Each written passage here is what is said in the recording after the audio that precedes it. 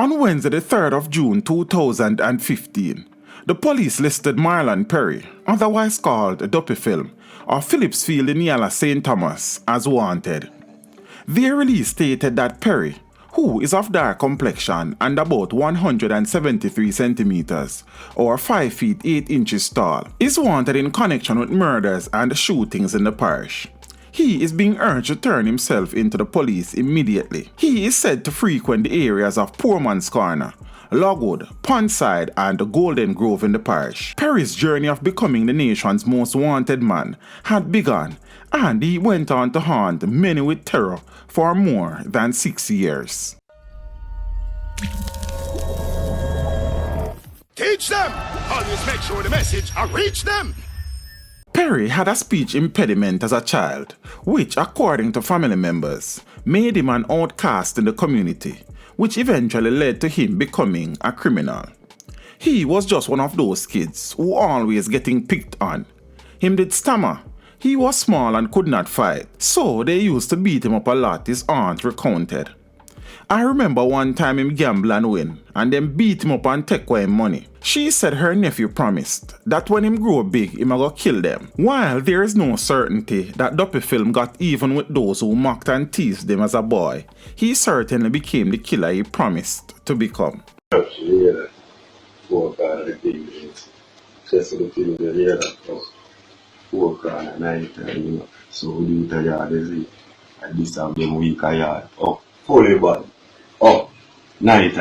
According to Marlon's dad, Donovan Perry, who himself was convicted when his son was 8 years old and served 12 years in prison for a shooting-related incident, said family members pleaded with his son when he first appeared on the police's radar to turn himself in. He also contended that Marlon's mother was not there for him when he was a child. The notorious gangster, who drove fear in the hearts of many citizens across Jamaica before he finally met his demise during a gunfight with members of the security forces at a St. Thomas guest house, had been one of the most feared criminals. Perry, who came under the police's radar in 2010 following the murder of Thomas Lane, had been implicated in a number of incidents of rape, robbery, wounding, extortion, common assault, and at least 16 murders, including the killing of 2 policemen. Perry was also responsible for some of the illegal guns that made their way into Jamaica.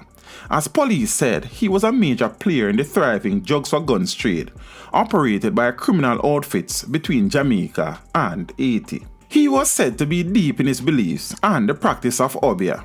According to the police, he traveled to Haiti several times by boat and was reportedly wanted for murder in that country. Perry, who attended the St. Thomas High School, had been on the run since the 8th of December 2010, when he was implicated in a triple murder which occurred in St. Thomas, the parish of his birth. Perry was also a suspect in a case of shooting which took place on the 11th of February 2013.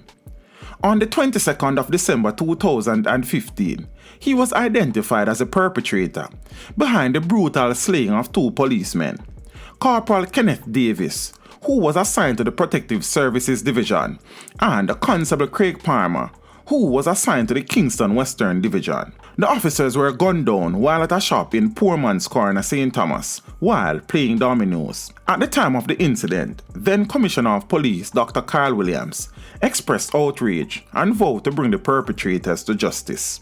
The message I want to send to the perpetrators of this evil deed is that their act of cowardice will not intimidate the valiant men and women of the constabulary, nor will it dampen our resolve to catch them and bring them to justice, he said. You will be hunted down like no criminal has been hunted before.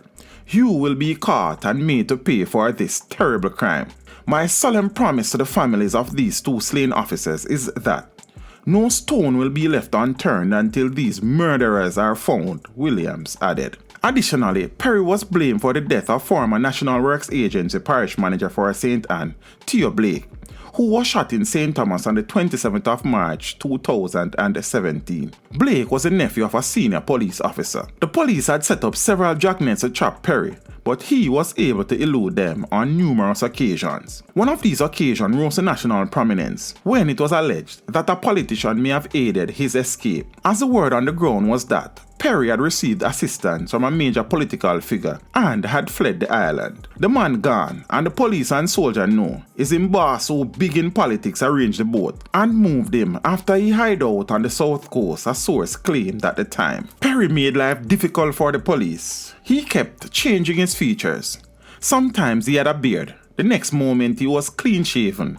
He would also bleach his skin, but besides the change in his physical appearance, which he used to elude the police, Perry was also skilled in escaping members of the security forces during shootouts, while his cronies were oftentimes killed or captured. Perry and two of his cronies famously escaped a dragnet which included 100 members of the constabulary force and 90 members of the army on the 13th of April 2016. In Melbrook Heights, Harborview, St. Andrew, the heavily armed gangsters took on police and soldiers in a running gunfight, in which crony Jason Foster was killed, while another was found hiding in a church building and was arrested. Perry and his men then ran and managed to crawl their way to freedom in a riverbed north of the community and were believed to be headed to Augustown to hide out. They ran, leaving behind a Uzi submachine gun, a Glock 9mm pistol, and more than 30 rounds of ammunition, which were seized by the police. Based on police intelligence, the submachine gun belonged to Perry. This was his weapon of choice. Wherever he went, he always had the Uzi. He never leaves it, the police said. The security forces searched for Duppy Film and his cronies, then took them to Augustown, but they turned up empty-handed. The gangsters then sought refuge in Manchester, but 6 days later, one of Perry's cronies, Kevin Eldemeyer, otherwise called Harry Potter, was captured by a joint police-military team in Alligator Pond. The police and the military then intensified their search and went to Cross Keys in Manchester, where it was believed that Perry had fled, but there was no signs of him. The police high command, following Perry's dramatic escape in Harborview, announced an increase in the bounty of $1 million to $1.5 million to anyone who provided reliable information leading to the arrest of Perry. The first reward of $1 million was announced following the murder of the two police officers. The urgency to capture Perry intensified when he allegedly started sending death threats to members of the force. In April of 2016, he was reportedly sending text messages to lawmen promising to kill them. Whatever it takes to get him. If I have to sleep in Yalas, if I have to sleep in my car, we will do that. We cannot have a man going around and holding the community hostage, Assistant Commissioner of Police Derek Cowboy Knight said at the time. According to Knight, Duppy Film had been sending text messages to policemen in the parish. Knight, while speaking at a community meeting in Yalas in April of 2016, said many of the residents there have sentiments towards the wanted man. They are related to him, and they see him as a Robin Hood, Knight said. Police believe that Perry's love for Obeah was helping him. Yes, we have information that he is heavily involved in voodoo. Then Deputy Commissioner of Police Glenmuir Hines said. One source had said that so deep was Perry's belief in the occult that he did not trust even his own shadow, and he always made sure that he was properly oiled before going about his business. However, his Obeah oil and arms could not help him on Sunday morning, September 24, 2017, when he took on members of the security forces at a guest house in Portmorant, St. Thomas.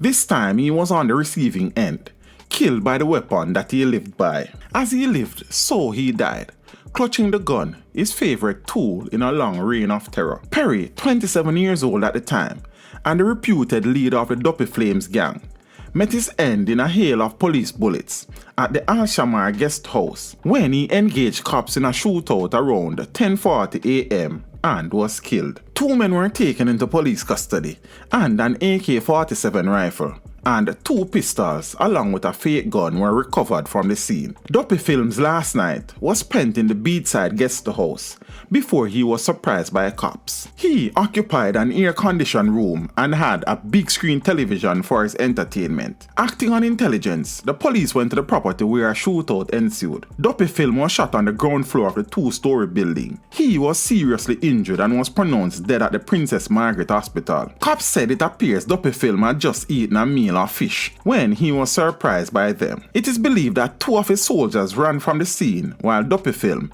who was wearing a bulletproof vest, went down, guns blazing. The police say he was attired in combat gear.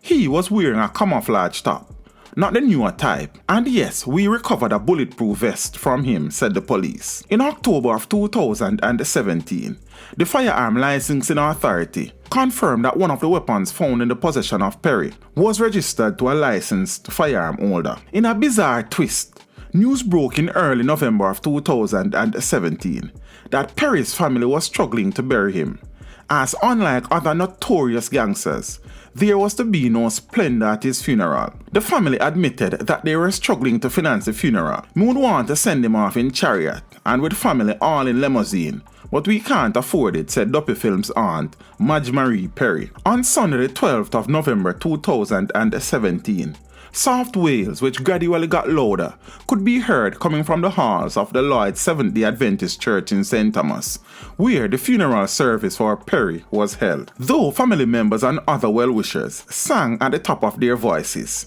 giving outsiders the impression that the service was well attended, only a handful of people were seen scantily seated inside the church. The closed casket service lasted for roughly 35 minutes. Police vehicles led the way to Lloyd's public cemetery, the grounds which were to be Perry's final resting place. The cemetery was desolate, tucked away far from the limelight and notoriety that characterized his last few years of existence.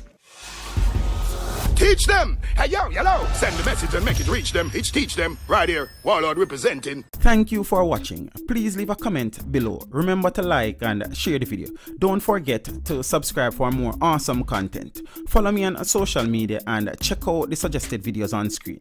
This is Teach saying, until next time, walk good, my friends.